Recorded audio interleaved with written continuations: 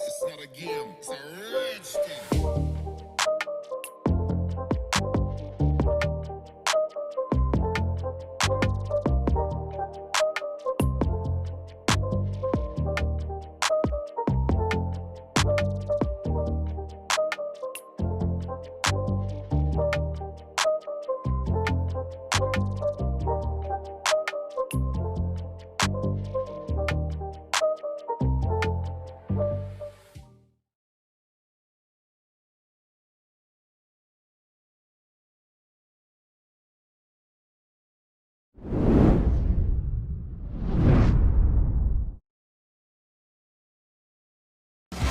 Off we go at Brands Hatch. Lockwood's off onto the kitty litter. The bad luck continues.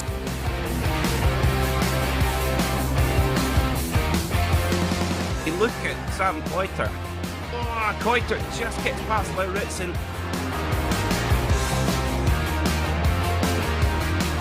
Kevin Nielsen, your winner in this opening heat. They rush to the line.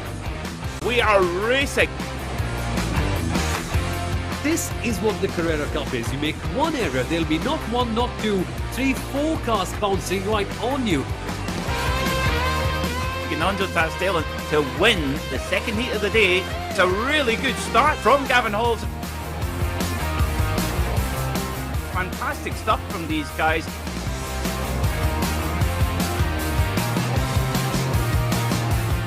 Henrik Lichtenhagen wins here in the consolation race. Maxim Ramstein forcing the issue on the very first lap. Oh no!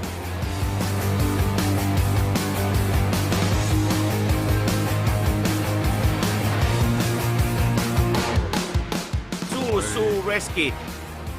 Lockwood sending one, and Lockwood indeed moves up a position. Oh, and there you go, Maxim no. Ramstein. And Lauritsen barges Lockwood out the way. Dylan Burse has gone off. Oh no.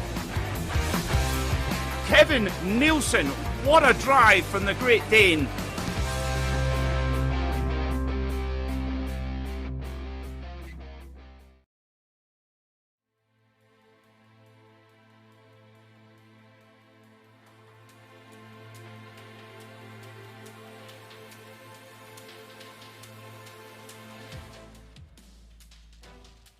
Welcome, ladies and gentlemen, to the land of the rising sun. It's time for round 6 of the PorscheSport Carrera Cup.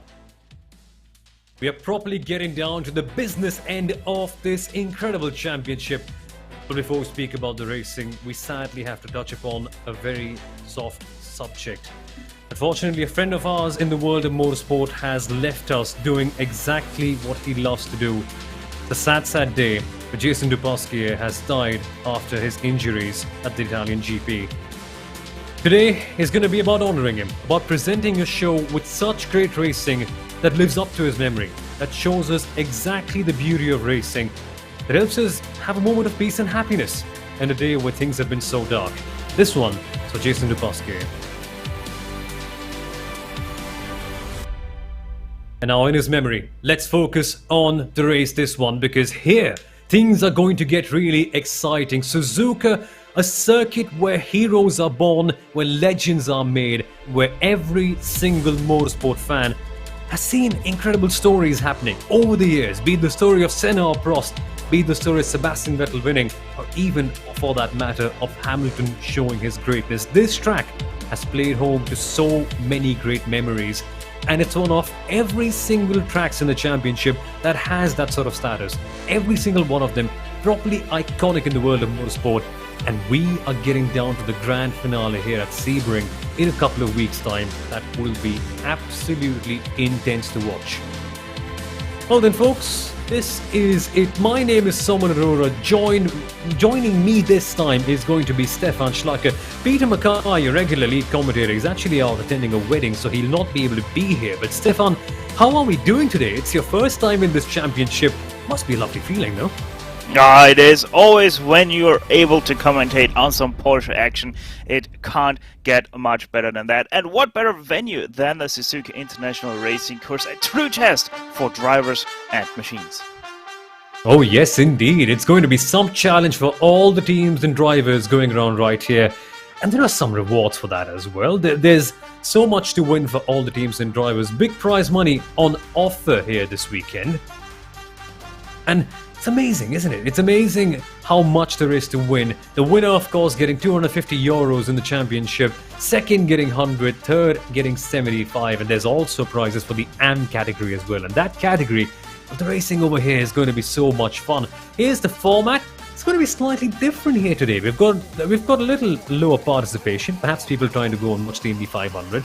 And what iRacing will do in this case is going to have one heat that determines the top 10 order. Then all the other drivers will go out there in the consolation race to determine the grid positions for the rest of the slots. It's going to be a bit interesting. It's something new that we're going to have right here. Not the usual 2-heat format, then the consolation race. But hey, it's going to be fun. It's going to be fun to see which way it goes. Let's go out and find this way.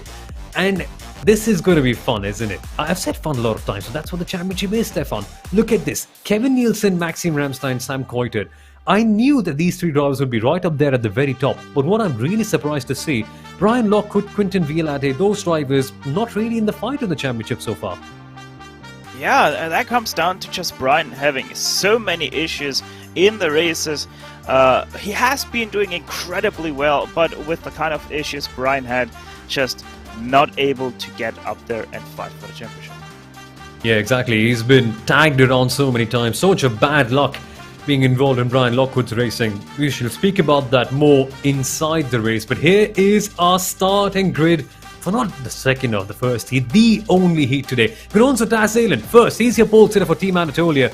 Maxime Ramstein starts second, Kevin Nielsen is third as the privateer, Brian Lockwood fourth, Cengiz Cioglu also getting a good result, he starts fifth, with Quinton Violate up in P6.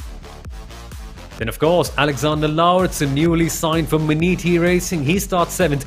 Bit weird to see Sam Coitert in P8, not a bit higher, but then again, he's a good racing driver. He can make positions up. Kamil Grabowski in 9th. He's been doing wonderful. Pascal Costa in 10th. Alexander Hetman for Impulse Racing in 11th, with Matthias Berg in P12. Then again, Marco Jäger in P13 with Justin Rem, the Canadian, in P14. Marcel Jochheim starts in P15 with Lewis Ward in 16th.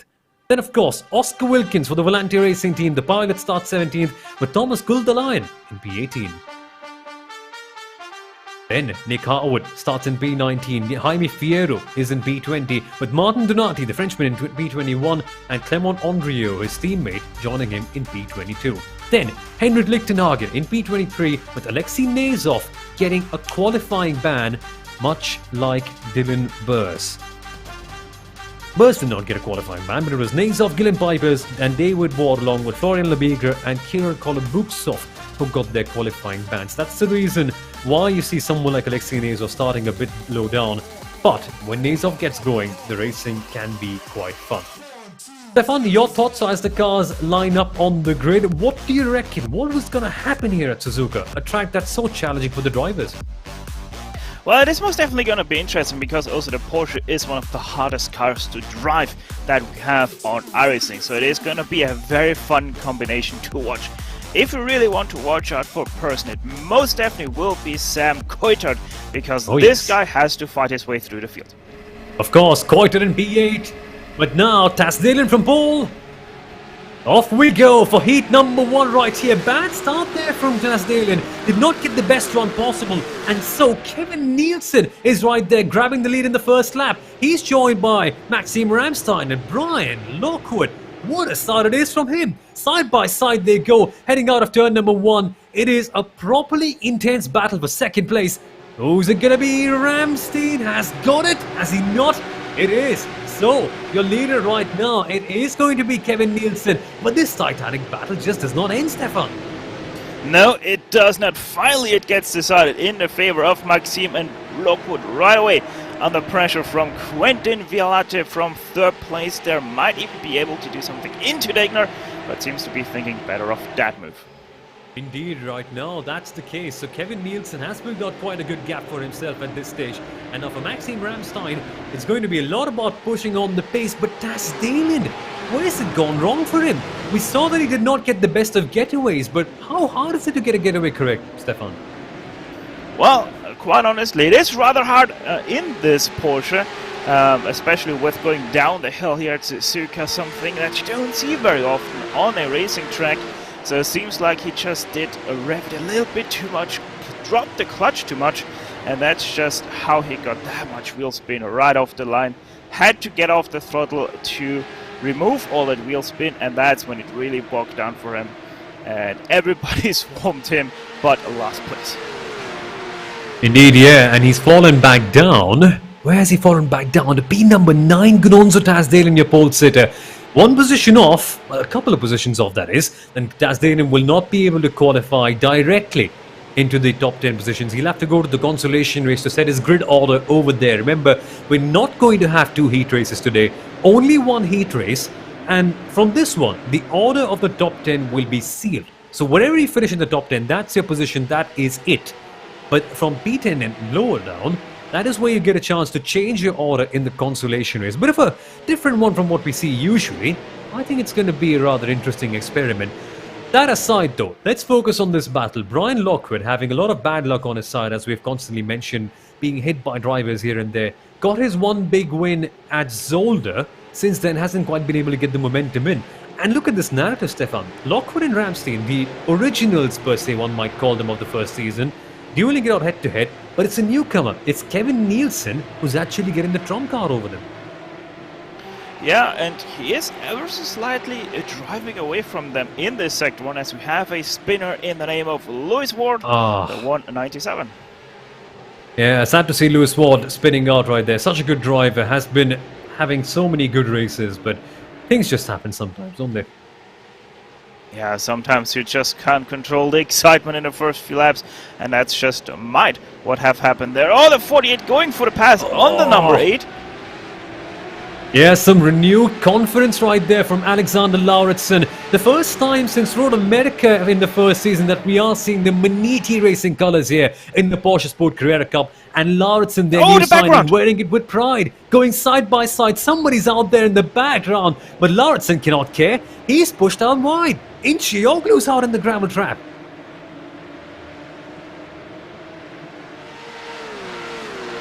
Oh my goodness, what kind of action do we have here on the second lap? I really would like to see that a replay of the car in the background. I wonder what happened there to be all the way outside. but nonetheless seems to have had a good save and still continuing in the race. Here's the Alcantara.com replay. Oh, Lewis Ward not spinning out by himself. He's been taken out by one of the Impulse Racing cars. That is a bit unfortunate for him, really, because he just wanted to come in here and build some good momentum on this one. So sad to see that. But Alexander Lauritsen, Stefan, he's just found some renewed level of confidence, because pushing out someone like Cenk'In, that's asking for an invite for a really tough confrontation later on, because in Xiaoglu, he's quite an ace.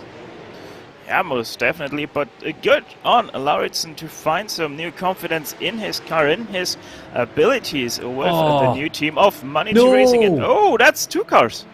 Yeah, and it's your pole sitter. It's Gunonso Tastelin.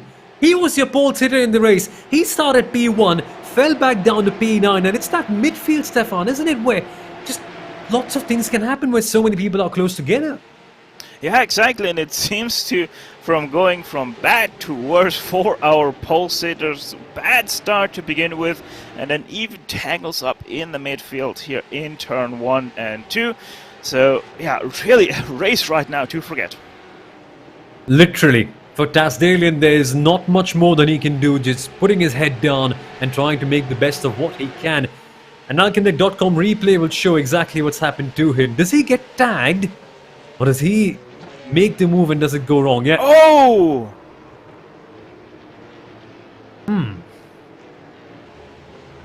Just way too late on the brakes there. A bit too ambitious, perhaps?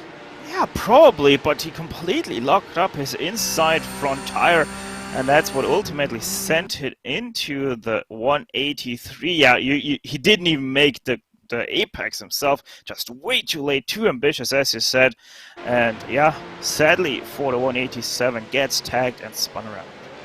Yeah, that was Alexander Hetman being hit, and it's a real shame because Hetman for Impulse Racing in the top 5 of the AM category. But let's discuss this incident a little bit later on. I was about to ask a question about that, but I stopped because this is what we shall be focusing on. Kamil Grabowski to the inside line at the exit of the Casino Triangle. Up there's also a battle going on for the lead, but this one seems to be so interesting. Grabowski having to defend from one Pascal Costa heading into turn number 1, and this time, no shenanigans, it is all clean. But look at who's in the back there. Cenk'In, he got forced out by Alexander Lauritsen, and much like Tasdalen, he's got a lot to get out there. He'll be fighting for vengeance in this case. Yeah, most definitely, and by the way, we are soon going to be at the halfway point of this race already. Nearly 7 minutes done of this race. Time flies at the Suzuka International Racing Course, and these guys have a very tall task to complete. They do indeed. It's a track that's so challenging in nature.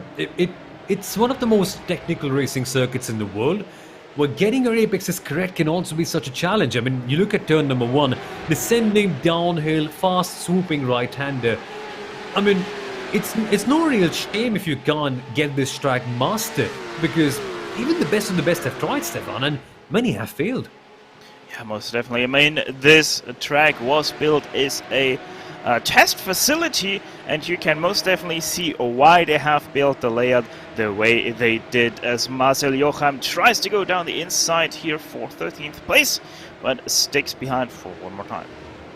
Indeed, he does. Not a chance to overtake right here at the spoon curve, but there will be one. There will be one after the famed 130R. Coming up right now. Look at this. Are we going to get it? Grabowski ever so close to the back of the car of Alexander Lauritsen, but not daring enough to make the move at 130R. He's not going to do a Fernando Alonso or a Kimi Raikkonen, but he's going to wait.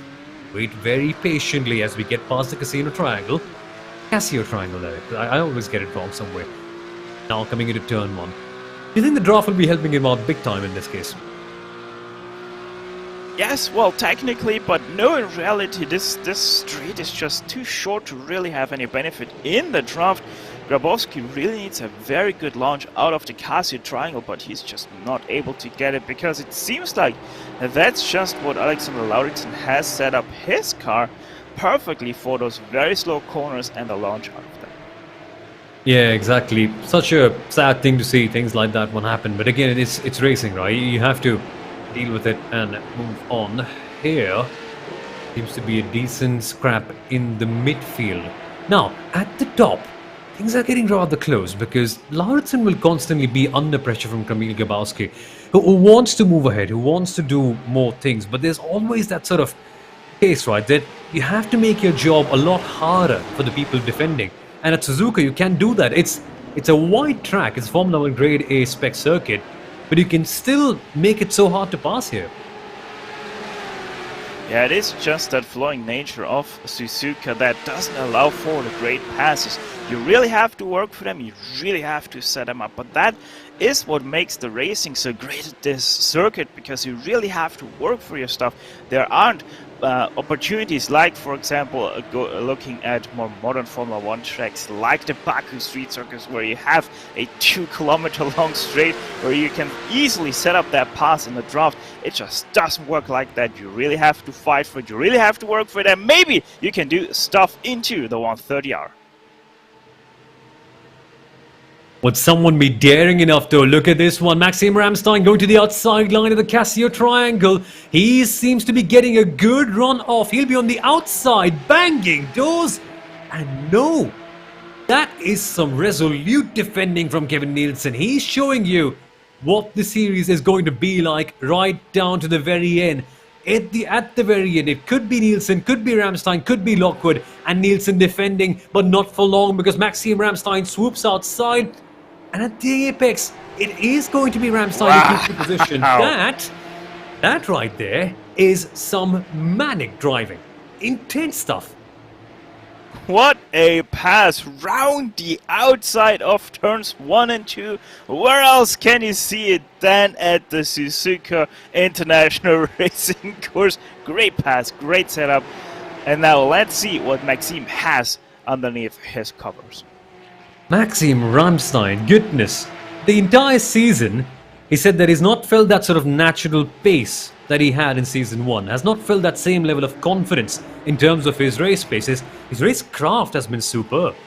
But this, I don't believe it. Maxime Ramstein just going out there, pulling out the rabbit from the hat and getting that lovely move in there. Probably the top 5 of the season guaranteed. But Kevin Nielsen is no slouch. He's going to be attacking big time.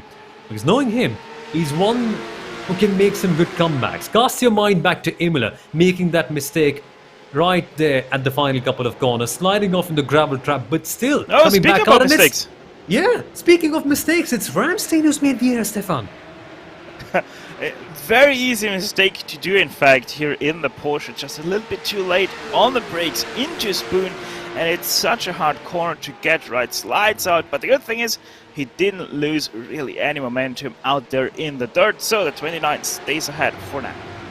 Yeah, indeed, Ramstein stays ahead, but is it just a case of him cracking on the immense pressure of Kevin Nielsen, who has been a multi-time race winner in this series now in his first year already? Might be not. You know, here has been only one lap in front. Maybe it's just a little bit too much excitement right now for what he can handle. But look at this, the 3 right to the outside. Will he try the same thing that Maxime did on him? He does, but it does not work out to the same effect at all. He's going to get the cutback right now, but not getting the same level of drive as Maxime Ramstein did. I think it's a bit of a Ramstein special, this one, the way he was just able to carve his way past. Nielsen not getting the run this time, but I think in the next lap, if he can hold on in this middle sector, he'll be a lot more closer. But following here at Suzuka isn't the easiest thing in the world, is it? No, it most definitely is not, especially in a car like the Porsche. It is very easy to lose your focus points in the following another Porsche, so really have to be careful, really be careful about where you are positioning your car and where your braking points and acceleration points are. So Kevin most definitely has to be careful, but also Maxime has to be careful, because with all that pressure from Kevin in behind, it is super easy to make little mistakes that offer a chance for your competitors. Indeed, yeah. And your competitors, when they are competitors like this one, or you give them a chance, they'll be right there waiting to take the position from you. By the way, folks, what happened? I'm sorry, Maxime Ramstein once again goes super wide in Spoon, and drags out all the way over the curb and onto the artificial turf. Now, Spoon is a tough corner, isn't it? Spoon is a very tricky corner to handle, and now, on that momentum, Kevin Nielsen looking for a move to the inside line at 130R. Yeah, it does not work out this time up, but you know what could work is a dive at the Casio triangle, which he avoids? That's a bit odd. Oh, he's setting him up. He is setting him up, lining it up for turn number 1. Kevin Nielsen wants to do it. If he wants to do it, he wants to do it in the most spectacular fashion. To the outside line goes Kevin Nielsen for the lead of the first heat race. This is going to be fun. Gets the traction. Ramstein smartly goes slightly wide off the line to block off Kevin Nielsen, but the cutback is going to be in the hands of the privateer. What have we got here? It is the core sim racing car of Ramstein that keeps the position. But you know what, Stefan? We've got some company in the back. Yeah, they have been watching very nicely in behind, having popcorn in one hand, the steering wheel in another. Brian Lockwood, Quentin Violetta, and also Sam Coitert now to the back of the train. So we have now 5-way fight for the win. Talk about a battle that gets you feeling warm and fuzzy in your tummy. This is nice. And I always tend to say this, it's a bit of a repeat line that I end up using, but it's just the most appropriate to describe these guys. It's an all-star battle. Ramstein, World Championship driver. Lockwood, also World Championship driver. Violetta, Nürburgring 24 winner. Sam Coitert only recently got his first PorscheSport Carrera Cup win. And Kevin Nielsen, he's just been the juggernaut of the season so far. Bursting onto the scene, taking so many wins. He used to be with the AXS Simsport, by the way, but has recently left, much like Alexander Lauritsen. But instead of going to any team, like Lauritsen has, Kevin Nielsen has stuck up to be a privateer. And what's it like being a privateer, Stefan? Having no teammates to work with? Can it really weigh you down? Because Nielsen does not seem to be that way. He's just attacking and attacking again and again. Yeah, if you're in the case like Nielsen of not having a team to support you, it is incredibly important to know your car in and out. That can make or break your way in a championship, because like he's doing right now, he's doing a top job fighting for this win right here with 3.5 minutes to go. Once again, side by side he goes. He's going to do it. He's got his nose up ahead in the turn number 1. And it's just that racecraft coming into perspective. Door-to-door action that we're getting right here. Mirror to mirror. And they're still going wheel to wheel. I cannot believe this. Going past the S's. And it is the Dutchman who gets the position. And Kevin Nielsen has to concede for the second time. I cannot believe the intensity on offer here. It's like they woke up this morning and chose, right, I'm going to go out there and put up the most intense racing battle that you've seen in this month. Wow. And it's not over yet. 2.5 minutes more of this.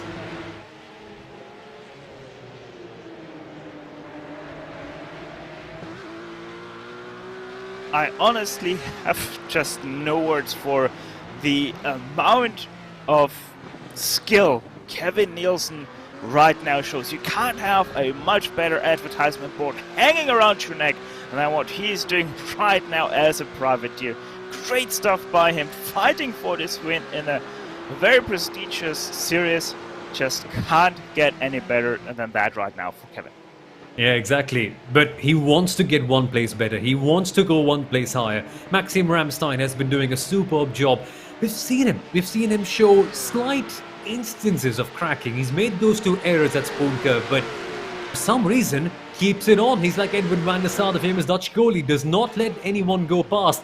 Don't tell me he's going to go around the outside. He's not just going to pull off the most audacious move of the entire series. No, he's not. Just does not do that. Violetta, by the way, is closing up to Brian Lockwood. He sends it to the inside line for P number 3, as does Nielsen for the lead.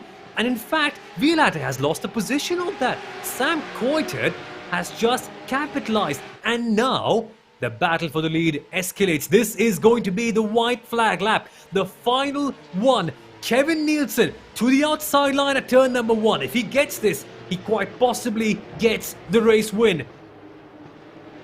Oh! Then they touch again. But this time, Nielsen has got his nose up ahead heading into the S's. No, Ramstein just gets all the traction in the world.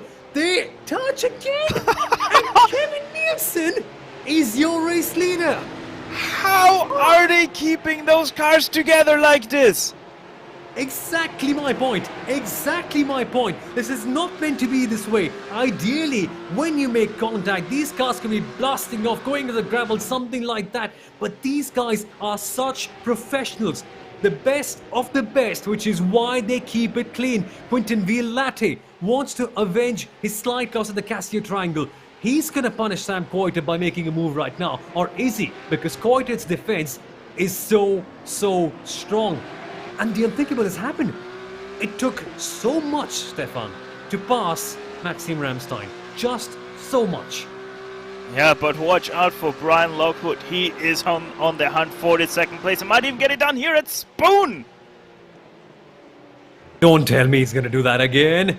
He does not. Quinton Violate, by the way, goes wide, does not get the traction that he wants to. So his fight back on Sam Coiter is not going to be there. Instead, he's attacked right now by Kamil Grabowski as we head towards 130R. But that battle ends sooner than it began, right? I'm trying to mess up with certain kind of phrases. But here we go again. Ramstein under pressure from somebody. Who is that? That is Brian Lockwood, his nemesis from season number 1. They've had incredible battles, but that is secondary. For one, Kevin Nielsen, he did not start in pole, but he made audacious moves. He tried the hardest, and he is the winner of the first heat, which means Kevin Nielsen starts on pole position in the all-important feature race. From third to first, he did that.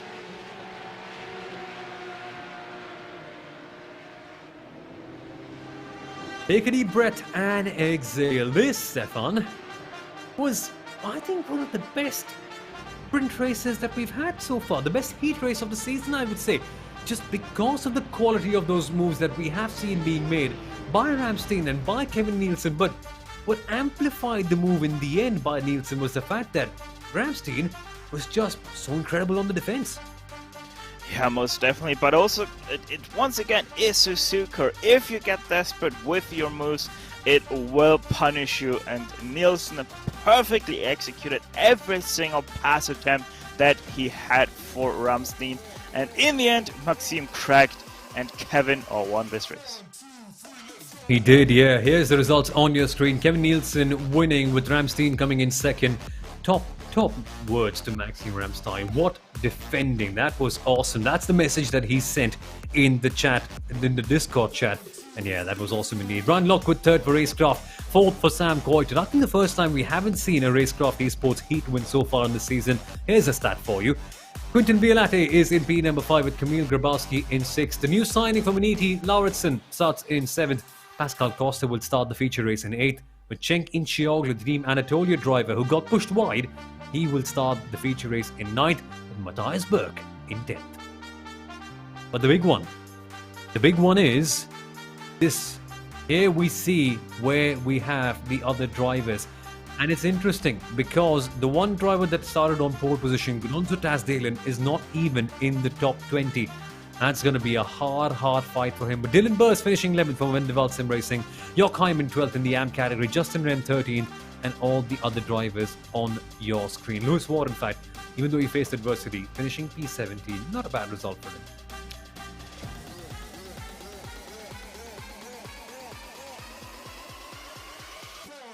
Oh, then Stefan, have you caught your breath yet?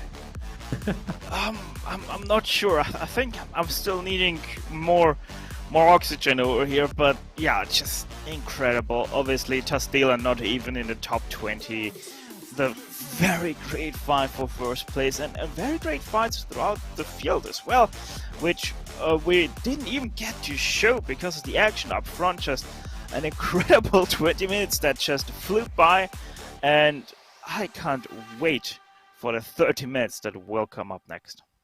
Oh yes, it's going to be a biggie. Right now, I think we're going to get the big one. So, because of an unusually lower participation, happens, right, sometimes, we're going to have the feature race directly. It's going to be the big one. No consolation, no messing about with anything. This was the race that determined the grid order. Now comes the big one. This is where the big prizes get awarded. You get a big one here, that's it.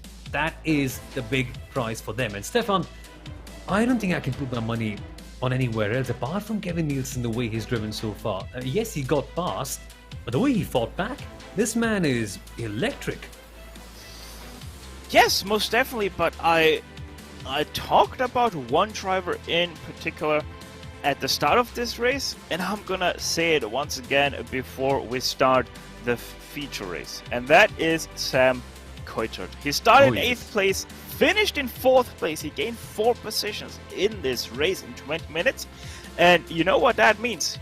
He has 10 minutes more time this time around, so he could, or he has an even easier time to pass the next 4 to win it, and who wouldn't else be qualified for this than Sam Coulthard? Oh yes, Sam Coulthard is a past master. We've seen him grow and evolve in the PorscheSport Carrera Cup. He used to race for the Sim Racing Lockwood team in the first season, but since then he has moved on to pastures new, joined Racecraft Esports, and he's actually a Dutch national karting champion at age level. That's the kind of driver Sam Coulthard is, and in the racetrack as well, be it the real one or the virtual one, Coulthard is an ace. He finally got his first win of the season, and I think in the old championship as well at Nürburgring, but it's going to be a big one. He finally is a race winner. Stefan, if he can get that second win right here, it will be huge, because in the championship, Coulthard finds himself in the top 3, only 86 points behind. Not 86 points behind, yeah, only some 60 odd points behind Kevin Nielsen. Getting a big one here means that we could be going into the final round of the season with Nielsen, Ramstein, Coulthard just all locked up in this big fight. And luckily for some of them, we've also got a drop round to consider in. Yeah, most definitely, and that drop round will be very interesting, because obviously we only know what the drop race is going to affect, or how it is going to affect our standings after we have finished the 7th race. So very, very interesting, and it's going to stay open till the last checkered flag has been won. Indeed, yeah, that's just the way the PorscheSport Carrera Cup is, just going down to the line every time. Here's the grid for the final feature race. Bit of a shorter broadcast today, but shorter, well, maybe we just have more action condensed down into 1 hour. Kevin Nielsen starts on pole position as a result of the victory he earned. Maxime Ramstein second, Brian Lockwood starts in third, with Sam Coulthard, Stefan's pick, in P number 4. Quinton Violate, the ace from RAG Esports, in 5th, with Kamil Gabrowski starting in 6th. Then Alexander Lauritsen, 7th, with Pascal Costa in P number 8, Cengiz Cioglu in P9 with Matthias Berg in 10th, Dylan Burst in 7th, and Marcel Jochheim in 12th. Justin Rem in 13th, with Henrik Lichtenhagen starting in P14, with Martin Donati 15th, Mank in P16. Lewis Ward in 17th, with Jaime Fierro starting this race in P18. Thomas Goldelein will be starting this race in P19, with Clément Andriot in 20th. Marco Jäger starts in 21st, with Gnonzo Tas Dalen. Watch out for him in P22. He was a pole sitter in the first heat race. Oscar Wilkins got tapped around. He's in P23 for this one, with Alexei Nazar from Urano Esports in 24th position. And Nick Harwood for Racecraft, who's not had the best of luck, is in P25. Now, before I speak about anything else, and before the cars grid up, I've got something important from you. A word from Race Control that potentially Kevin Nielsen might only need P9 in this race to wrap up and seal the championship. Potentially. We're getting a confirmation on that. So don't take my word for the gospel just yet. But if that is just incredible, right, Stefan? Just considering how wheel-to-wheel the action has been, and considering how we have seen it to be wheel-to-wheel just a couple of moments ago, seeing someone like Kevin Sealer just around prior to the end is just mind-boggling, if it happens, that is. Yeah, I mean, you said it, the if, that's the big point about that, because while, yes, the racing has been incredible, and he has been able to stay up there all the time, it still is that big if, because 30 minutes is a very long race, so anything can still happen, and we have seen in the form of a few drivers that only small mistakes are needed to be done to already put you to the very end of the field. That's true. Tasdalian, a proper stalwart of the championship, starting in P number 22. But now, that's for later. He'll have a big fight back. But at the front, Nielsen from pole, Ramstein in second, green, off we go in Suzuka. Bad start there for Quinton Violate, which means Lauritsen was able to pounce out a bit earlier on. But at the top, it is still Kevin Nielsen who leads. And the side-by-side tradition into turn number 1, well, that continues with Ramstein and Lockwood going side by side. Where is Sam Coulthard, I wonder? He's not had the best of starts. In fact, Coulthard is right now in P number 5. Not seemingly the best start for the Anatolia team as well, because not many positions have been made by Tasdalian, perhaps taking it a bit more easily. And in this case, Cengiz Cioglu also being pushed right to the very limit by, that has to be Pascal Costa. You know, you said Sam Coulthard is only in P5. Well, he actually didn't even make it to the grid. He is still in his pit box. What? Oh, that is bizarre. Sam Coulthard has not gridded up, and that is going to be big for the championship. And the news has just come in. Regardless of wherever Ramstein finishes today or in Sebring, Kevin Nielsen just needs to finish in P8. That is it. So it needs a slip up from Nielsen and then more to carry this championship up into Sebring.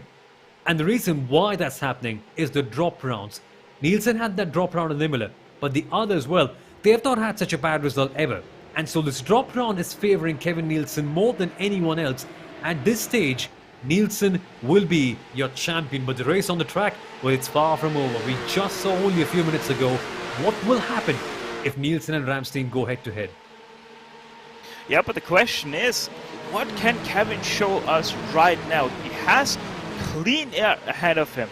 Can he be able to drive away this time around?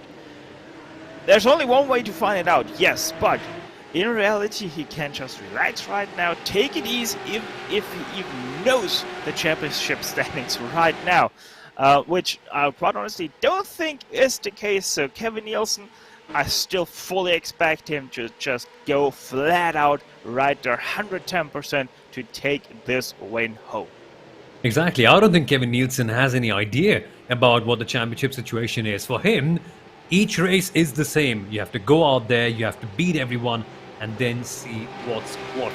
Some stunning stuff that he's been doing right now, but let's look at what's happening at the back.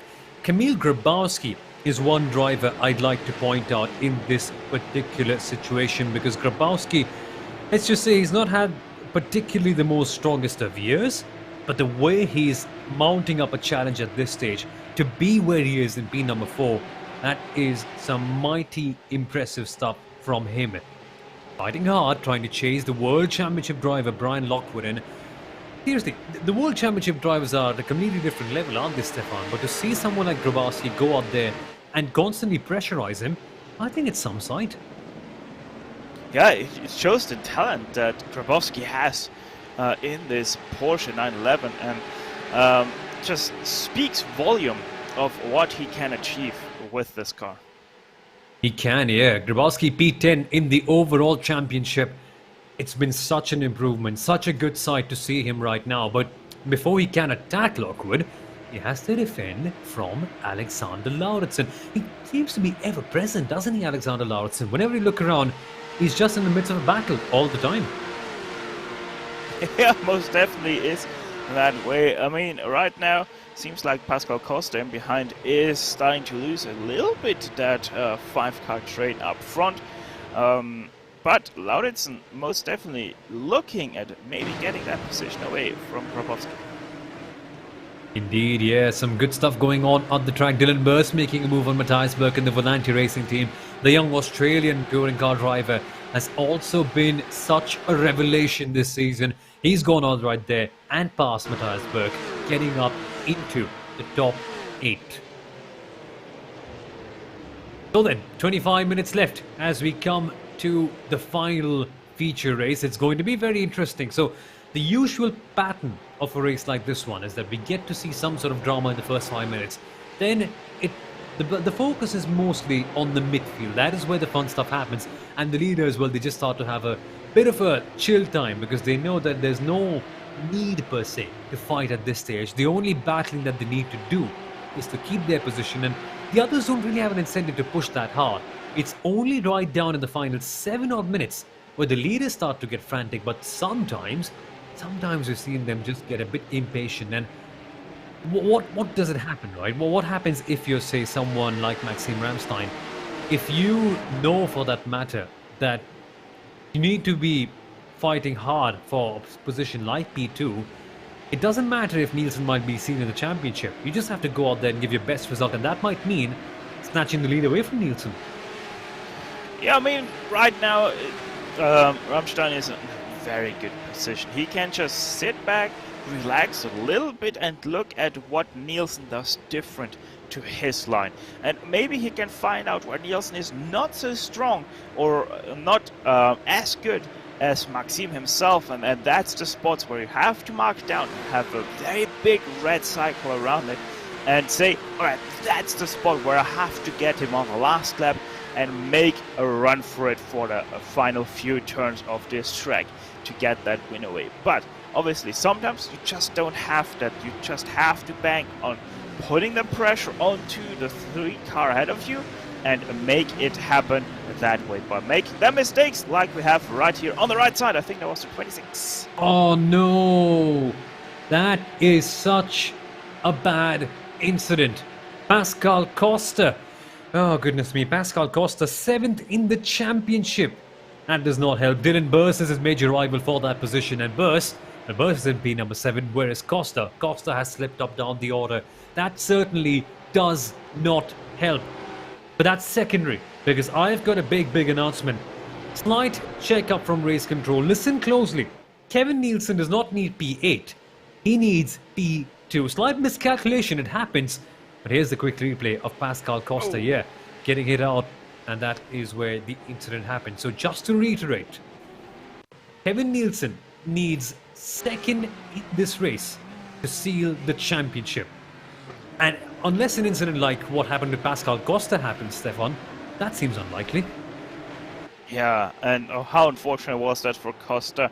Innocent bystander by the mistake from Violante in behind and gets completely destroyed on the rear there. But Kevin Nielsen, 2nd place? I mean, it's not impossible whatsoever as we have another incident. No. The 33 car. The ace almost spinning out. Justin Rem has also been facing some trouble. Rem, by the way, had some steering issues heading into this race. Not this round per se, but this very race. His Fanatec wheel just slightly acting very buggy. Unlike Fanatec, of course, that is. But yeah, interesting stuff. Let's hope that he's able to bounce back very quickly, because 22 minutes is a good amount of time for just that. Here's a quick replay of what happened to Rem. Oh, self-inflicted.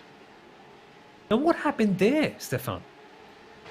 Yeah, just a little bit too late there for Justin Rem, and then something that's very easy. The brake bar is a little bit too far back.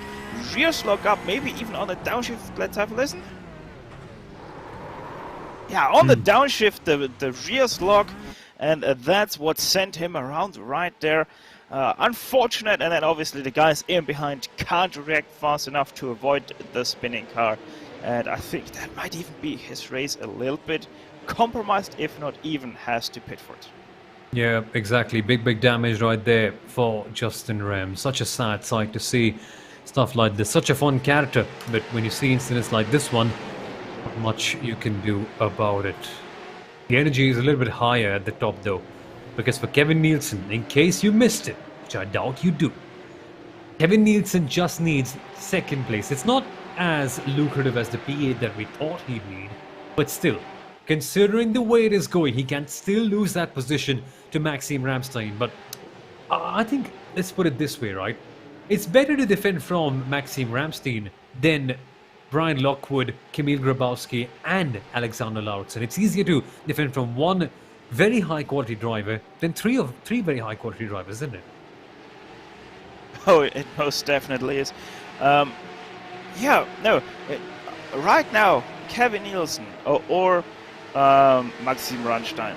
Most definitely, if I would have to choose in whose sim rig I would be like to sitting right now, it most definitely is the sim rig of Kevin Nielsen, because at a track like Suzuka, it is easier to defend than to attack, like we have seen already in the sprint race with Kevin Nielsen trying 6-7 times to overtake for the win. So Maxim Ranstein, as easy as it might sound to overtake one guy for the win, it's super difficult at a track like Suzuka in a car like the Porsche 911. Exactly. And what is it about Suzuka that makes it such a challenge to pass? Because for some people, it can be a good place to try, but sometimes it just does not succeed. Dylan Burse for the Vendeval team has gone wide at the Casio triangle, and this puts him down into P number 11. He might still keep his P7 in the championship as it stands. But what's happened there? That looked very weird. Let's have another look here. On to the 68. Oh, too late on the brake. No. That is unlike Dylan Burst. He's been such a strong driver this year. Let's take a listen. Does he make contact? Only just with the rear. And Quinton Violate, very lucky to just, not Quinton Violate that is, my apologies, but yeah, very lucky just to miss it out a little bit. Oh boy. Meanwhile, no, actually not meanwhile, let me do a Jeremy Clarkson. I'll say, oh no, anyway. The stuff is getting really interesting at the top, because now Quinton Violate, he's cleared that sort of mess slightly. He's no longer involved in that battle. He's got a slight gap to the likes of Matthias Berg now that we saw the incident with Dylan Burst right there. So he's got a little bit of breathing space, which means that we can take our focus off him and focus more on these guys right now. Because for Kevin Nielsen, I don't think he knows that he needs to finish second to win. I don't think Maxim Ramstein knows. So they're treating this like a regular one, like a normal race. And when it comes to normal circumstances in the PorscheSport Carrera Cup, Stefan, normal circumstances are, to put it simply, a lot more exciting. Yeah, you could say it like that. The good thing for these two is, while they're fighting for the championship, they're starting to ever so slightly lose Brian Lockwood in third place. He is still there. If they make a mistake or battle for a corner or two, he will be there. Brian will be there looking at those two fighting and saying to himself, I want some. But Brian Lockwood seems to not really have the pace here today to keep up with the top two guys and fight for the win out of his own pace. So very interesting in that case, but you never know what happens in the future race. Indeed, yes. And for Brian Lockwood, we had a chat with him after the race last time out, and he said that recently it's been a very tough patch for him. He's not quite enjoyed his racing as much, Brian Lockwood that is. But he's getting better. At Brands Hatch, he had this amazing battle that, according to him, made him love it again, made him rediscover that sort of passion, and we are seeing somewhat of it right now. He's not been hit by anyone, luckily, which is some really good stuff. Knocking on wood as I say that, but it's good to see Lockwood back again at the very top. And he's such a fun driver to watch when he's at full swing. See what he can make of it right now. He'll have to deal with Kamil Grabowski first, and then focus more on attacking to the likes of Maxim Ramstein and Kevin Nielsen. Yeah, and right there you were able to very nicely see it. Brian Lockwood just not as comfortable in his Porsche through the first sector. Did lose a lot of time, like you can see right now, that big gap that's starting to form between the 29 and the 43. And it most definitely is the case that Grabowski and Lauditz in behind can go faster than Brian Lockwood can right now, but they just don't find a way around the 43, because right here in this third sector, Lockwood is actually really strong. Lockwood is. We might see that happen just right now as we exit the Casio triangle to see just how quick he is. But instead, he makes a slight error at 130R, goes slightly wide, that is not able to capitalize on that momentum. And tyre wear isn't a major problem, is it? It could have been, had the session been played out at the normal timing, where the track temperatures, believe you me, would be at 50 degrees Celsius, but the heat is on right here. What's happened to Lichtenhagen, the Panda Racing car, who's in the grass at that stage? There seemed to be someone in the barriers as well on the left-hand side. We shall find out more on that in just 1 second on the Alcantech.com replay. But chaos is ensuing here. Chaos is just knocking its way at the door. I wonder if that was the curb, and it was! Oh no, it was Thomas Gulderlin! Yeah, 130R. I was wondering coming into this race, will we see something like this? Will we see 130R claiming certain drivers? And it's that AstroTurf. The car snaps. One of the pointers I note down, I said, watch out for the AstroTurf car, might spin out at the rear end. That is exactly what happened. And look who's done a superhero save right here. Walking off from the Carnage is Gnonzo Tasdalen. But that car most definitely received a lot of damage from the contact with the 103. Have a look at the left front right there. Oh, What a save though from the barriers, and even makes the corner like nothing ever happened. exactly. Like a superhero. He made contact, things happened, but nothing ever happened, right? It's all cool. He walks off with a certain swagger, but for Tasdalen, he needs to do more, sadly. He's just made that critical error in the first race. He's only in 13th. For sure, the championship may be out of reach, but he's still firmly in the top 5. He can do more. But it seems to be out of his reach at this stage because of that bad race 1. And that's the thing with championships like this one, isn't it? Where the margin for error is so limited that when you've got drivers on the verge of competing in World Championships level, when you make one error and have a really bad race, that's it. It's going to be ultra hard for you to get back to a normal position. I mean, you're saying there that margin of error is very marginal. It is non-existent, even though we have a drop week. It is just non-existent in a series that has only 7 races, as we have the 68 of course pitting probably due to a lot of damage to his car, or maybe he didn't take enough fuel. Yeah, I doubt it's the fuel part. I think it's just damage that he had right there, and that was big damage that he had from the crash that we did see at the Casio Triangle. I think I have to answer which one now, because we've had so many of those crashes right here today. But that aside, this has been clean racing, and I think that's what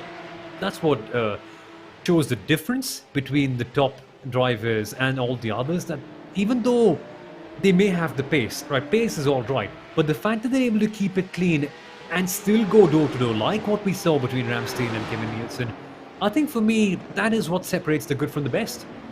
Yeah, most definitely. Look at that. Grabowski has the nose inside of Brian Lockwood. 96 and 43 goes side by side. Indeed they do, and Grabowski will be heading to the outside line here. Remember, such an easy corner to mess up your braking because you're turning, then slam your brakes hard right here. If Ramstein can do it, anyone can, and so we do see Lockwood go slightly wide. Not too much, just slightly. Does he have the best momentum? Draft will be persistent, but recently the 911 GT3 Cup car got smurfed a little bit, not having the best of power on the draft as it used to do previously. Side drafting is a good thing here, but not so much in the vertical one.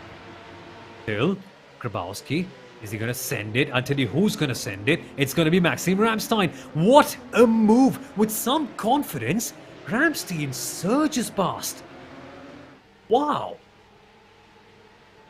Great move by Maxime. Yeah, really nicely done. But right away the attack comes from the number 3 to the outside. He has to go. And remember, he already did this once in the sprint race. Exactly. And Nielsen to the outside line right now. He just wants it. I'm not sure again if Kevin Nielsen knows that he only needs second to win the championship. But as it stands, this is it. This is the worst possible result that he can have today to win the championship. Anywhere lower, he'll have to take it to Sebring, but still, it will be a very comfortable margin for him if we go there, but he wants to seal it right now. What can he do in this particular case? So, deja vu all over again. It's Ramstein who's passed Kevin Nielsen with a stunning move. Now, do we get something similar to what we saw in the heat race? Does Kevin Nielsen get one up on Ramstein again, or do we see a different winner to what we saw some half an hour ago? Now, you're saying that, and we have seen them battle very, very hard, as we have the replay and the live pictures with you right now as they once again go side by side out of the hairpin. Now, we are at Suzuka, so we kind of have to talk about it, especially with a championship that is as tight as we have between Rammstein and Nielsen. I see where you're going. Yeah, you probably know where I'm going to go with this. If we'd have an Ayrton and Senna and Prost moment in turn 1 with those two, would Nielsen still be able to get the championship? Interesting thought. I hope not. I hope that the championship is decided with no shenanigans. Purely no. I have to say, this is not implying that Nielsen is going to intentionally crash out Rammstein here. It's just that they are battling so ferociously for this first place. It is in the realms of possibility that these two guys collide with each other, take each other out, and neither of them finish today's feature race. No, let's hope not, But again, it's a real possibility, right? You never know which way things are going to go here when it gets too intense. But as I mentioned, I think that's going to be the difference between the normal drivers and the best of the best that you see at the top. The fact that they are able to keep it so clean. Let's see. And no commentator's curse, hopefully. That's the one intense that we've got. But let's focus a little bit on the AM category, because that's a big fight going on right here. And Matthias Berg, your AM category leader so far in the season, he's just holding out the lead of this race as well in the AM category. Currently in P number 10, doing a nice and clean job. It's been lovely. And the next best AM driver on the grid right now is Justin Rem in P number 13, but he's nowhere close to fighting out against Matthias Berg for the AM championship. No, he is 10 seconds down the road from Matthias Berg. He has such a good run today. Even in the sprint race, he was already quite far ahead of second place in the AM category, that there's no questioning, unless he makes a big mistake and falls down behind Donati, who is going to win today's race in the AM championship. Indeed, and the AM Championship matters so much. Last year we did not have the AM Championship.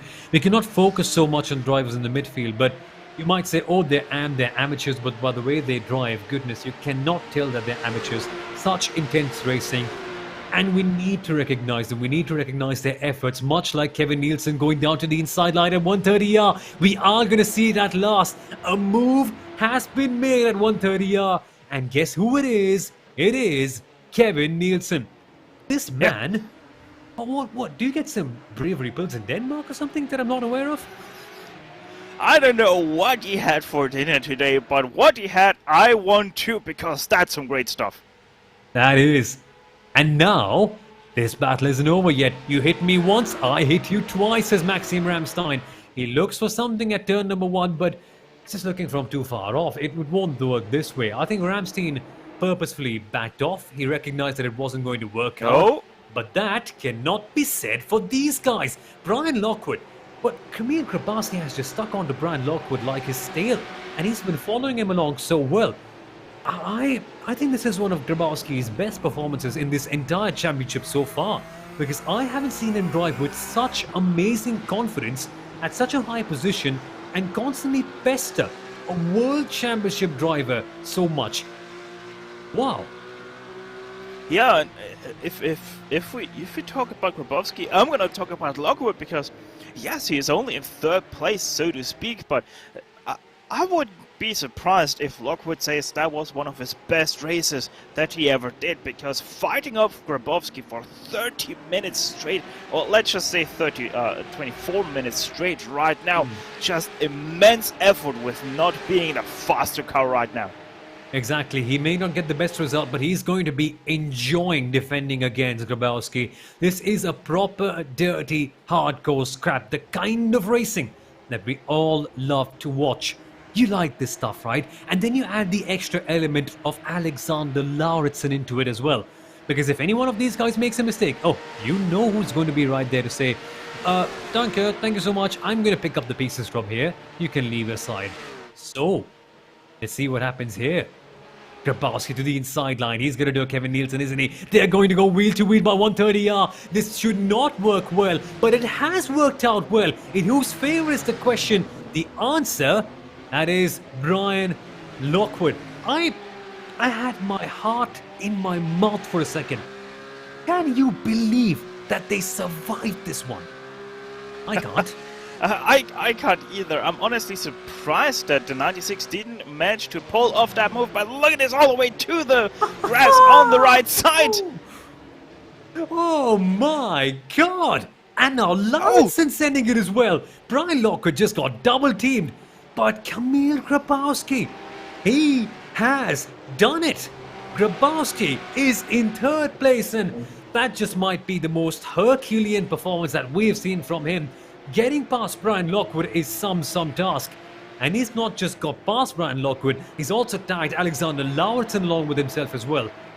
And this just means that Lockwood is just going to come up with a comeback of the day. Because when he gets really intent, Lockwood can fire hard. Yeah, but the question is, now that those two are past, we know that they have been held up severely by Brian Lockwood. How much faster can those two go now that they have been set free, especially Grabowski, who has been trying, I think now that was the 14th or 15th pass attempt that he tried to pull off on Brian Lockwood in this race alone. He already is able to string away a little bit, so most definitely seems like Grabowski had a lot more to offer than Brian Lockwood. Yeah, and it's the old phrase, right? Keep on trying till you just frustrate Brian Lockwood, and he's just frustrated him. Finally getting that move in. But that's for later. Because now, this is it. Maxim Ramstein, he's just attacking like a madman. But when you attack like a madman, it only takes defending like a madman to make sure that you do not pass the other driver. And that is what Kevin Nielsen has done. 2 laps to go at the line right now. This is going to be a straight fight. This is going to be, I think, one of the best battles of the entire PorscheSport Carrera Cup. End off for the race win. As it stands, Kevin Nielsen will be your new champion, but Ramstein cares about none of it. To the outside line he goes. With some confidence, he finds traction everywhere, but not there. Kevin Nielsen holds on. Once again, they tried through turns 1 and 2, and once again, they nearly succeed doing so. I think that has been the 5th or 6th pass attempt over the sprint and feature race between those two alone, trying to do it through 1 and 2. But not working out so far. It is so hard to follow right here at Suzuka. The aero wash comes into perspective. You can almost feel the car sliding out of control mid-corner because the grip just isn't here. This Porsche, no traction control, no ABS, no aerodynamic devices apart from that gigantic spoiler on which you can have your lunch on. But I wouldn't do that. But then, this car is rudimentary as it comes for a modern day race car. And so, it's all about the driver. You ask, where is the traction control? Well, the traction control is sitting on the right hand side, holding the steering wheel and having his foot, or her foot for that matter, on the pedals. That is what this car is all about. And it's that person who's called the traction controller, the racing driver in this case, is the one that can make the difference. Is it going to be Ramstein who's going to make the difference? Because in the last round, we saw him pull off the most crazy move. But then again, Nielsen has pulled off those crazy moves as well. I can't tell. Inside line it's going to be for Kevin Nielsen to block off. And he does a good job at that. And once again, he chooses the aggressive line that defends the inside so that Maxim Ramstein can't have a move on Kevin. 1 more lap to go, 1 minute 12 left on the clock. That's not enough to complete a full lap and then some. So just few more opportunities that they can fight it out on. Outside line for Ramstein. White flag up in the air. This is the last chance for him to make the move, and so he does. But not to his avail. Ramstein has not got his nose up ahead so far. Until now, that is. They make contact. They touch doors. But now, it's still not done yet. This is the beauty of Suzuka. The S's just allow you to cooperate. But Kevin Nielsen just slams the door shut and says, Maxime, mate, let me take the championship. You do everything in Sebring. I can't be bothered. Coming towards the Degners. You can see how close it is. You can literally feel the tension. It is palpable at this stage. Oh! And now, they make contact. Nearly losing his car. Rammstein lucky to walk away from that big slide over the Degner 1 curb. Indeed, yeah. But he's still got a decent enough gap. Good enough for him to make one last surge for the race win. It's not that bad, you know. You do get that draft within 0.6 of a 0.7 of a second. If you can be in that window, he can line up that critical charge heading into the Castillo Triangle. Rise up, ladies and gentlemen. Get on your feet because this is going to be a classic finish between two drivers that have defined this season. They've put it all on the table. They have set the stage alight. Watching them right here is going to be a moment you're going to remember for many, many months. I know I am. Ramstein, he's going to send it. He is going to do it at 130R. Oh! He cannot be bothered. They make contact. Out goes Kevin Nielsen onto the grass. But they're still not done yet. Door bang to door bang at this stage. At the final lap, it is Nielsen who's got the nose up ahead, but Ramstein to the outside line. Can he have better traction? No, he cannot. At the end of the feature race, Kevin Nielsen is your race winner, and Kevin Nielsen is the brand new PorscheSport Carrera Cup champion. Take a bow. And what a way to seal off the deal right here. Kevin Nielsen wins the race, wins this event even, and with that seals the deal on the championship mark. Incredible work.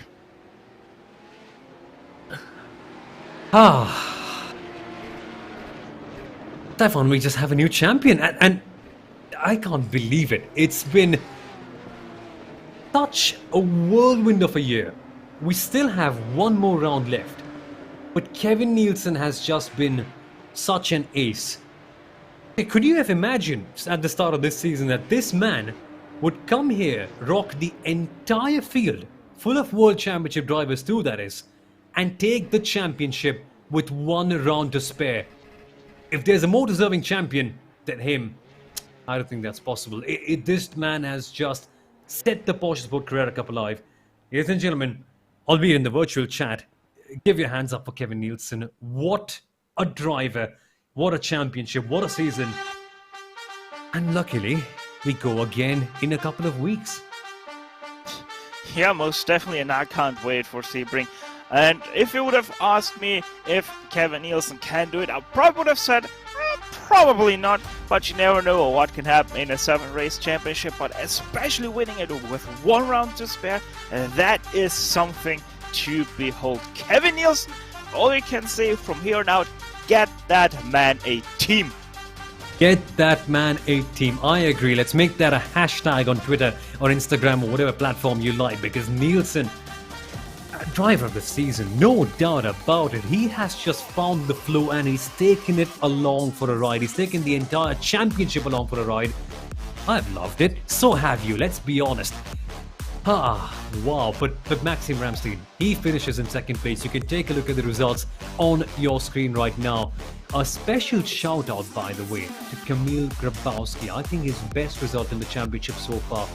Let us not see Nielsen's big result overshadow this one, because Grabowski was very close too. Alexander Lauritsen, the new signing for Maniti Racing, his boss Tim Matzke is right here in the chat. He also says that it was a lovely race, and it was that for as well for Alexander Lauritsen. Lockwood finishes 5th. Not the result he would want, but I know he's going to enjoy this one. What a battle it was. Quinton Violate in 6th. Cengiz Georgiou for Anatolia in 7th. Matthias Berg, the AM category winner for this round in P8. Matthias Dalen in 9th and Donati in 10th. Oh, wow. Then we have Nick Howard in 11th for Racecraft Esports. Oscar Wilkins in 12th. What a comeback from Oscar Wilkins, man. He he was dead last at the start of this one. Marco Jäger 13th, Lewis Warden 14th, Jaime Fiero 15th, Henrik Lichtenhagen for the Panda Racing team in 16th, Thomas Guldalainen in 17th with Justin Remin 18th, Andreo 19th, and Alexi Neza for Irano Esports. Never quite able to get the momentum that he wanted to, but he's right there in P20. Marcel Jochheim in the AM category. He could have had a big one. He could have had a big fight with Matthias Berg for the AM Championship, but just does not work out well for him this time. Same can be said for Dylan Burst, who had that accident at the Casio Triangle. Then Alexander Hetmag in 23rd, Pascal Costa in 24th, and man, if only Sam Coiter would have gridded, that would have been something else. But he has not, but we can't focus on that for too much. But there's one comment that's come up in the YouTube chat that perfectly describes it, Stefan. It's Sondre Setsos, recently crowned champion of the Sim Racing Grand Prix earlier this morning, said that close racing and no wrecks, rare sight these days. And that's just the PorscheSport Carrera Cup, isn't it? Yeah, most definitely. Just races like these, fights like these without context. Well, we had minor door banging and stuff like that, but that's just part of racing. That's just part of cup racing. And it just is incredible to see when two drivers give themselves so much respect but fight so ferociously for the same place. It just is eye-opening for a lot of other series that just don't have this.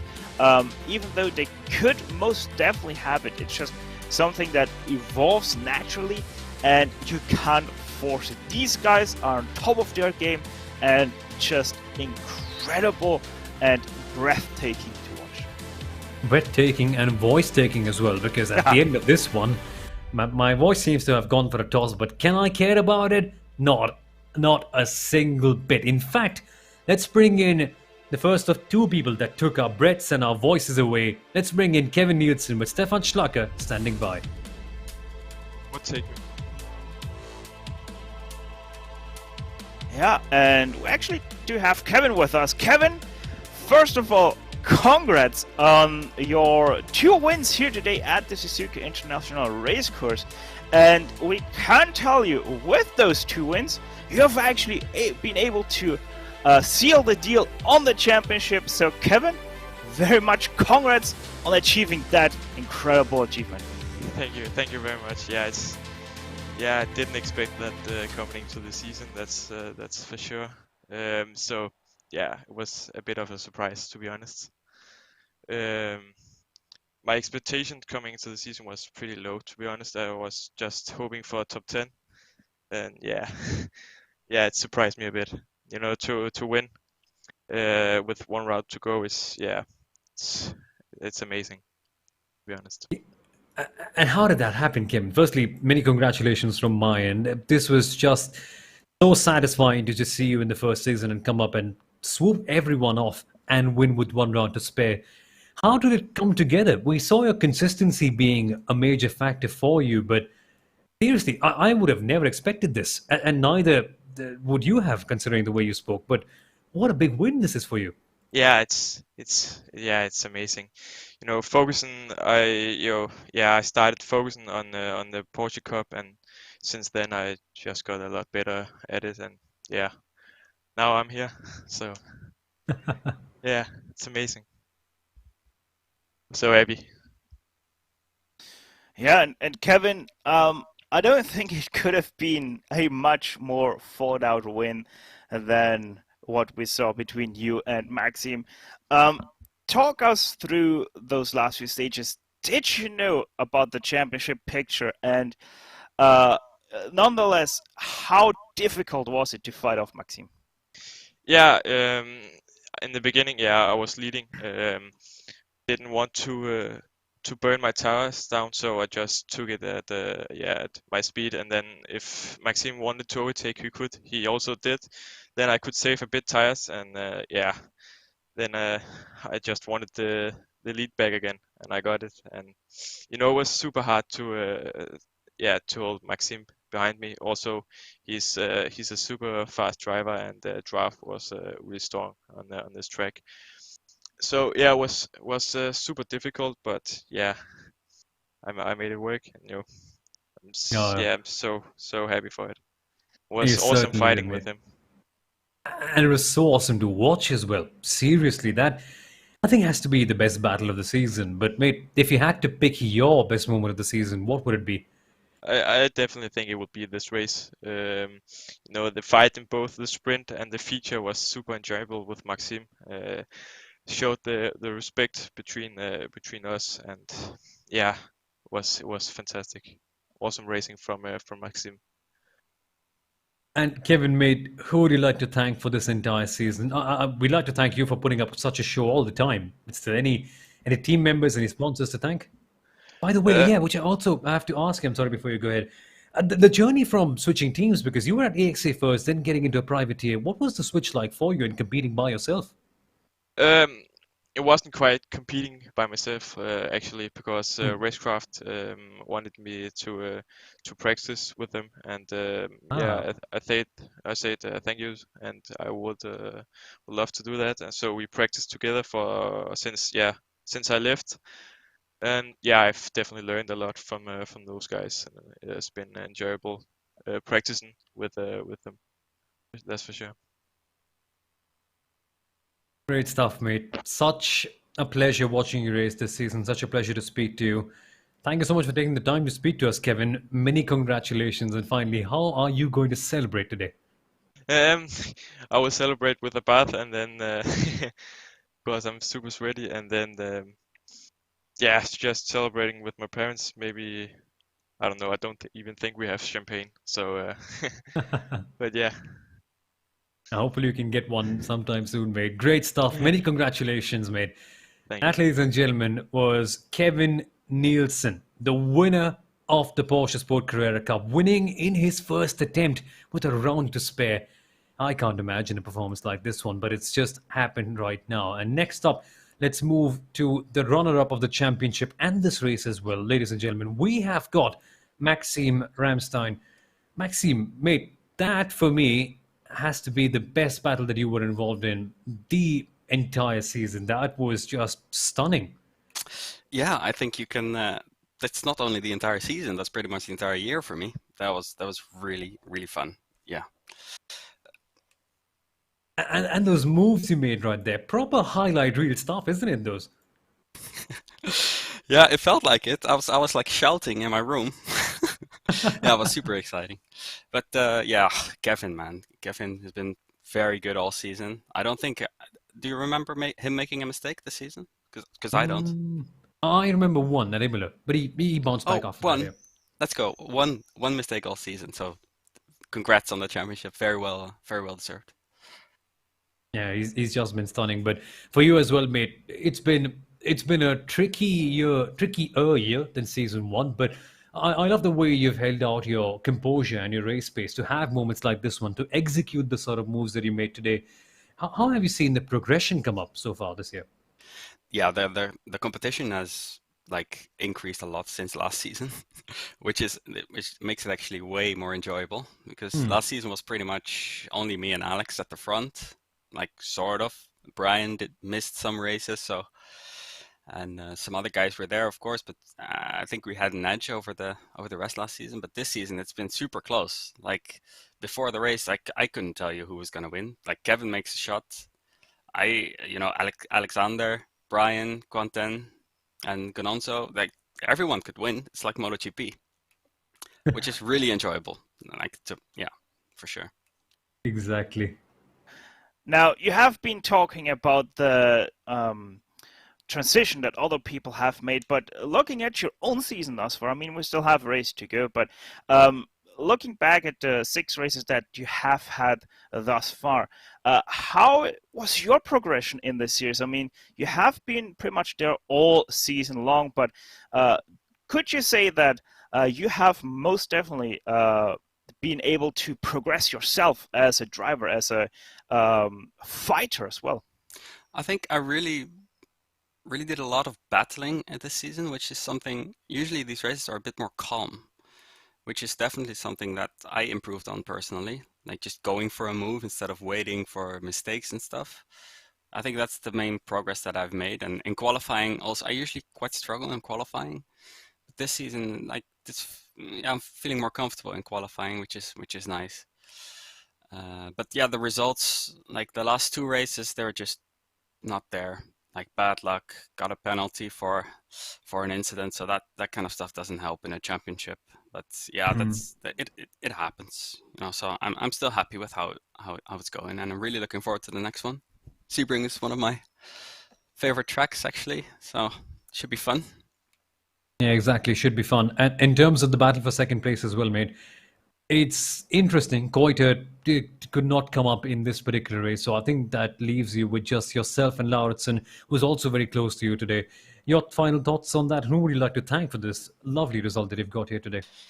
Yeah, no, I'm just gonna try to finish in front of Lauritsen. That's easy. No, it's not easy, but that's like the easy mentality. Just try to win. Yeah, and I would like to thank my components, because I have not had this much fun in quite a while on iRacing, so I need a shower right now. So take it easy, mate. You totally deserved it. What a drive! Amazing battling. Thank you for coming up to speak with us, mate, Maxime. Always a pleasure to have a word with you. cheers, Soumil and Stefan. See ya. And right there, ladies and gentlemen, was Maxime Ramstein of Course Sim Racing, World Championship driver, finishing second. Let's actually have our final interview of the day. Let's bring in Alexander Lauritsen. Alexander, mate, have you got a copy on us? Yeah, I'm here. Great racing. Firstly, many congratulations on your move to Maniti Racing, and I think you've got it sealed up with quite a good result today. Let's put it that way.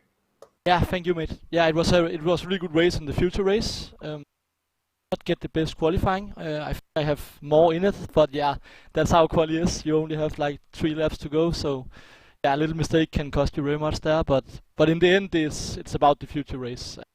Yeah, the race pace was really good, and I think I keep the tires in shape the whole race, and the pace was definitely there. And it showed. You were driving so well, with such confidence. What's the journey been like for you? Since being with AXA, then becoming a privateer, and then now signing for Maniti. It must be a whirlwind, right? And to stay competitive in that while can be quite hard. Yeah, it's quite hard because I only have been testing by my own the whole time, and yeah, that's quite hard. So that was also the reason for why looking after a good team. I know they had some good results where I can for a long time, and yeah, where I feel confident. This racing have some really good results for sure. They won SCO and GT3, and yeah, they have many good results at top split in many special events. So that's quite nice, and we have a good plan for PES qualifying coming up. Yeah, team their own the team have well, so we can work good together. Yeah, hopefully this partnership ends up going quite well. But mate, who would you like to thank for this result, and what do you reckon happens in Sebring? Because now you're in the fight for second. Yeah, it's quite hard because I'm actually on holiday on Sebring. So it's so sad because I did all I could to see if I could get another flight or something like that. But yeah, it's so hard these days with Corona and all that stuff. So yeah, it's really sad because I took this championship to get as much experience as I could for PES qualifying coming up, and yeah, to be honest, it goes really well with championship points standings. So yeah, I'm really sad about I not can do the last race because it's going so good as it was. So yeah, so that's bad luck. But yeah. So. But mate, hopefully the holiday goes well. I think it's going to be well deserved. Yeah, I hope. Thank you. No, but mate, good driving this year. Pleasure to speak to you, mate. Have a good one. Thank you, mate. Bye. Then Alexander Lauritsen, ladies and gentlemen, from Team Maniti Racing. A bit sad to see him go away for a holiday. I mean, good for him, of course. It's always good to have a holiday of sorts. But the sad part is not seeing him in the final round. But hey, we can't ponder more upon that. We just can accept it as it is and move on. But Stefan, before we wrap up, mate, what are your final thoughts? This really just has to be the best way to get introduced into this championship. Yeah, If this was the first ever race in iRacing that you have ever seen, that's the best ever way to get introduced into iRacing or sim racing in general. But yeah, incredible stuff from an incredible venue with incredible cars and incredible drivers. I mean, you can't say much more than that, because quite honestly, I still don't have words for it, for how great this race was. I mean, these, 50 minutes felt like 5 minutes worth of racing with how much action we saw all race long. And yeah, you just have to give it up for Kevin and Maxime, because you don't see it very often from two drivers that don't know each other to go door to door for this many laps, for this many passing opportunities, and just not collide with each other. Exactly. This one, wow. I don't think using superlatives will just describe this race. You have to go up there and see it for yourself. With that, folks, I think it just has to be the most wonderful tribute that we can have here this weekend. Such a hard one in the world of motorsport. We are going to go to the final round in Sebring a couple of weeks later for the season finale, but we already have a champion. It's going to be to find out who's in second place and more about the drama on the track. But no better tribute for one Jason Dupasquier, a man who loved racing, a man who died doing exactly what he loved. Today we raced for him, and the racing, well, was just on another level. No coincidence, that one. Well, with that, folks, thank you so much for being a part of this show today. On behalf of the entire crew at RaceSpot TV, with Tyler Maxson operating the wonderful cameras that he's made and working his magic along with it, including the double camera as well. Seriously, that is some mad stuff. And he happens to be one of the best racing drivers in America right now. With that, with Stefan Schlacker, my wonderful co-commentator, and myself, I'd like to bid goodbye to you today. And I wouldn't like to say I hope to see you in a couple of weeks. I know I will see you in a couple of weeks, because after a race weekend like this one, there is no chance that you're not going to be with us at Sebring. So until then, it's goodbye and good night.